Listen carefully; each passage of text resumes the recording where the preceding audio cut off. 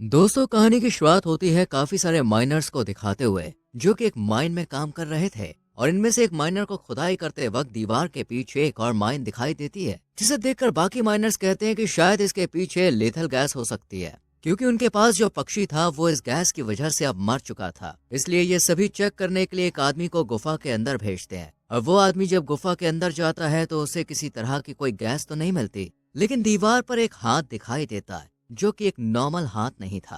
ये देखकर वो आदमी डर कर जल्दी से वहां से भागने लगता है। तभी गुफा में एक बड़ा ब्लास्ट होता है और इसके बाद सीन शिफ्ट होता है साल 1956 के मोरक्को पर, जहां हम आमिर और उसके एक दोस्त को देखते हैं जो कि एक आदमी से मिलने के लिए जाते हैं। दरअसल ये इन्हें फ्रांस में एक माइनिंग कंपनी में काम करने के लिए भेजने वाला था। हालांकि जब ये दोनों वहां पहुंचते हैं तो ये देखकर हैरान रह जाते हैं कि यहाँ तो पहले से ही काफी सारे कैंडिडेट खड़े हुए हैं। इसके बाद वो आदमी इन सभी कैंडिडेट्स का टेस्ट लेता है और जो लोग सिलेक्ट नहीं होते उन पर रेड स्टैंप लगा देता है और जो लोग सिलेक्ट हो जाते हैं उन पर ग्रीन स्टैंप लगा देता है। वहीं आमिर भी इस टेस्ट में पास नहीं हो पाता, इसलिए वो आदमी इस पर भी रेड स्टैंप लगा देता है। पर आमिर को काम की बहुत जरूरत थी, इसलिए वो खुद ही अपने ऊपर ग्रीन स्टैंप लगा लेता है। उसकी हिम्मत देखकर वो आदमी काफी खुश होता है और उसे सेलेक्ट कर लेता है। फिर सभी कैंडिडेट को एक बस में बैठाकर फ्रांस की माइनिंग कंपनी में भेज दिया जाता है। इसी दौरान यहाँ बेर्थियर नाम का एक प्रोफेसर इस माइनिंग के मालिक फौजियर से मिलने आता है और कहता है कि मुझे डेविल आइलैंड जाना है, क्योंकि मुझे वहां से कुछ सैंपल इकट्ठे करने हैं। इसके लिए पहले तो फौजियर मना कर देता है, लेकिन उसके जिद करने और पैसे देने पर वो मान जाता है।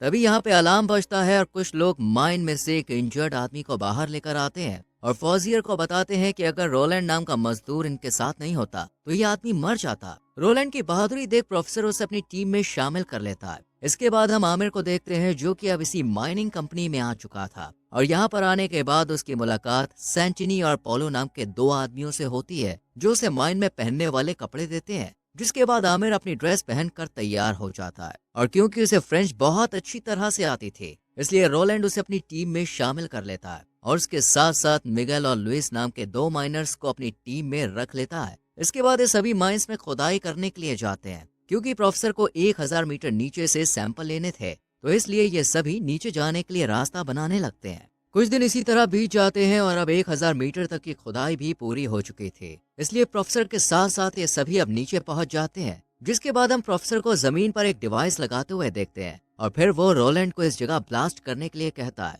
रोलैंड भी प्रोफेसर की बात मानकर ब्लास्ट कर देता है, जिससे जमीन में एक रास्ता बन जाता है और ये सभी एक एक करके इस रास्ते के जरिए नीचे जाते हैं। और ये देखकर हैरान रह जाते हैं कि यहाँ इंसानों के द्वारा बनाई गई एक गुफा है। ये देखकर रोलैंड इन सभी को उसी माइन के बारे में बताता है जिसे गैस की वजह से आग लग गई थी। जिसके बाद उस माइन को बाहर से सील कर दिया गया था और उसमें काम करने वाले माइनर्स का भी कोई पता नहीं चला था। अभी ये सब बात कर ही रहे होते हैं कि तभी रोलैंड देखता है कि प्रोफेसर यहाँ नहीं है, इसलिए वो जल्दी से उसे ढूंढने लगता है और अपनी टीम को दो हिस्सों में बांट देता है, जिसमें पहली टीम में रोलैंड और मिगेल थे और दूसरी में सेंटिनी, लुइस और आमिर थे। इन तीनों को कुछ दूर चलने पर एक कंकाल पड़ा हुआ मिलता है, जिसके पास लुइस को पत्थर से बनी एक चीज मिलती है जिसे ये अपने पास रख लेता है। वहीं आमिर जब इस कंकाल के हाथों को देखता है तो नोटिस करता है कि इसकी उंगलियां कटी हुई हैं और ये उन्हीं माइनर्स में से एक था। तभी इन्हें दीवार पर एक मैसेज लिखा हुआ मिलता है जिसमें लिखा था कि वो ये डिजर्व नहीं करता था और वो एक दिन अंधेरे में से निकलकर वापस जरूर आएगा।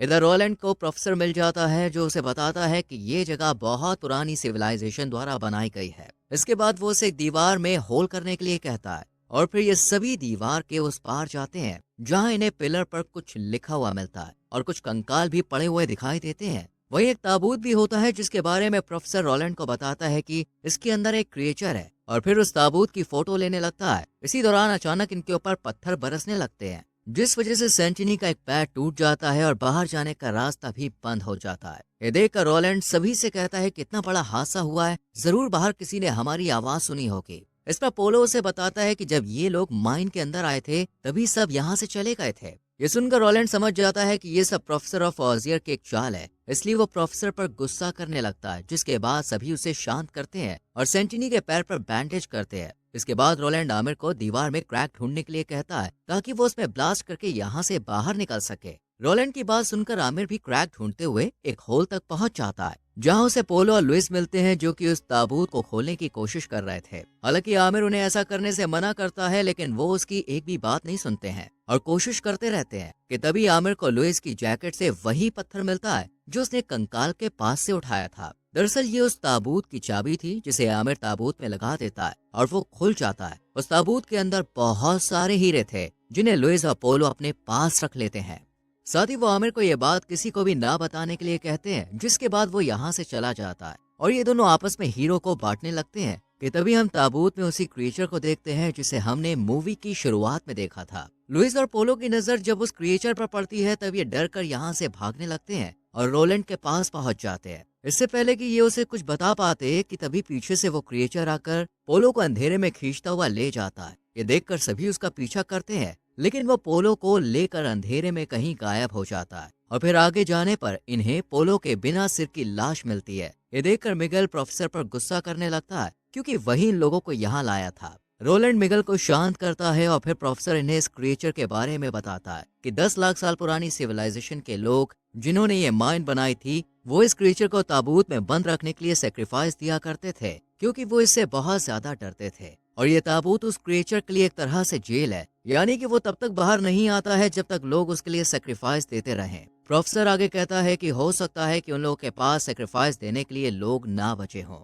इसलिए उन्होंने इस ताबूत को लॉक कर दिया हो। अभी ये लोग बात कर ही रहे थे कि तभी लुइस को सैंटिनी का ख्याल आता है और फिर ये सभी जल्दी से उसके पास जाते हैं, लेकिन इनके पहुंचने से पहले ही क्रिएचर सैंटिनी तक पहुंच गया था। वहीं जब रोलैंड और बाकी सब वहां पहुंचते हैं तो इन्हें कहीं भी सैंटिनी नजर नहीं आता है कि तभी एक सफेद रोशनी में इन्हें क्रिएचर दिखाई देता है जो अपने बड़े बड़े नाखूनों से सैंटिनी के पेट को चीर देता है और फिर अंधेरे में गायब हो जाता है। ये देखकर सभी लोग काफी डर जाते हैं और बाहर निकलने का प्लान बनाते हैं, जिस पर आमिर कहता है कि यहाँ से निकलने का कोई ना कोई रास्ता जरूर होगा क्योंकि जिन लोगों ने ये जगहें बनाई थी वो भी तो माइन के अंदर आते होंगे। उसकी बात सुनकर प्रोफेसर को पिलर पर लिखे हुए मैसेजेस का ख्याल आता है और वो उसे ट्रांसलेट कर बाहर निकलने का रास्ता ढूंढने लगता है, जो कि पहले लेफ्ट फिर राइट डायरेक्शन की तरफ बता रहा था। इसके बाद ये सभी इन डायरेक्शंस को फॉलो करते हैं और एक ऐसी जगह पहुंच जाते हैं जहां कुछ पिंजरे बने हुए थे और उनमें बहुत सारे कंकाल भी मौजूद थे। ये देखकर प्रोफेसर इन्हें बताता है कि ये पिंजरे असल में एक सेक्रीफाइस पिट थे जिसमें लोगों को डाला जाता था और जो लोग इसमें गिरने के बाद बच जाया करते थे वो उस क्रिएचर के लिए सेक्रीफाइस दिया करते थे। और ये पिंजरे इसलिए बनाए गए थे ताकि अगर कोई सेक्रीफाइस देने से मना करे या उसका मन बदल जाए तो फिर उनकी कभी वापसी ना हो और वो इसी पिंजरे में रहें। वहीं पास ही में प्रोफेसर को उस क्रिएचर का नाम भी लिखा हुआ दिखाई देता है जो मार्क नॉर्थ था, जिसका मतलब होता है दी सोल ईटर, यानी कि रूह को खाने वाला। प्रोफेसर आगे कहता है कि उस सिविलाइजेशन के लोगों का यह मानना था कि इस क्रिएचर को गॉड ने हेवन से भेजा है, इसलिए वो उसकी पूजा भी करते थे। इसके बाद ये सभी दोबारा पिलर के पास आ जाते हैं और देखते हैं कि यहाँ बहुत सारा खून पड़ा हुआ है। वहीं प्रोफेसर के साथ आमिर एक दरवाजे के पास जाता है और फिर प्रोफेसर एक लीवर खींचता है जिससे दरवाजा लॉक्ड हो जाता है। ये देखकर आमिर उससे दरवाजा लॉक करने की वजह पूछता है। इस पर प्रोफेसर कहता है कि रोलैंड और बाकी माइनर्स यहाँ से निकलने के बाद मुझे मारने वाले थे, इसलिए मैंने उन्हें इस दरवाजे के पीछे लॉक कर दिया।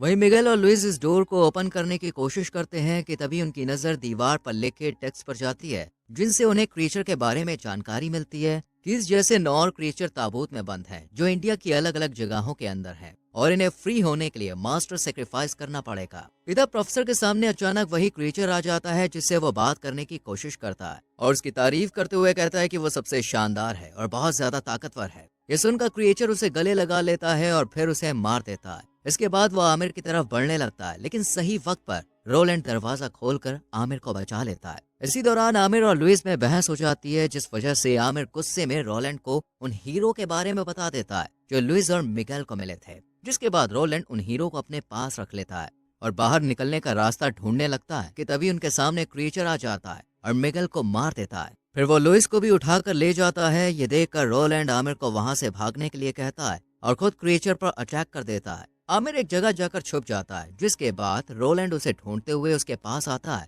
और आमिर रोलैंड से कहता है कि उन्हें इस क्रिएचर को बाहर जाने से रोकना होगा क्योंकि अगर वो बाहर चला गया तो दुनिया में कहर आ सकता है। वो दोनों बाहर निकलने का रास्ता ढूंढते हुए एक जगह पर पहुंच जाते हैं और यही क्रिएचर आकर आमिर को पकड़कर अपने साथ ले जाता है। वो आमिर के सामने लुइस का सर धड़ से अलग कर देता है। इसके बाद आमिर उस क्रिएचर से पूछता है कि आखिर उसे चाहिए क्या। इस पर वो कहता है कि उसे आमिर का मास्टर सेक्रीफाइस चाहिए क्योंकि उसी ने उसका ताबूत खोला था। इसलिए जब वो सेक्रीफाइस दे देगा तब उसका मास्टर सेक्रीफाइस पूरा हो जाएगा और वो फ्री हो जाएगा। ये सुनकर आमिर बड़ी ही चालाकी से एक चाकू क्रिएचर के शरीर में मार देता है और वहां से भागने लगता है। यहीं उसे रोलैंड भी मिल जाता है। वो दोनों टनल के अंदर डायनामाइट को फिट कर देते हैं और खुद ऊपर पहुंच जाते हैं, लेकिन उसका ट्रिगर नीचे ही रह जाता है, जिसे उठाने के लिए ये दोनों दोबारा नीचे आते हैं कि तभी क्रिएचर भी यहाँ पे आ जाता है, जिसे देखकर ये दोनों जल्दी से ट्रिगर को दबाते हैं और एक बहुत बड़ा ब्लास्ट होता है जिसमें पूरी टनल टूट जाती है और आमिर और रोलैंड मारे जाते हैं और वो क्रिएचर भी वहीं फंस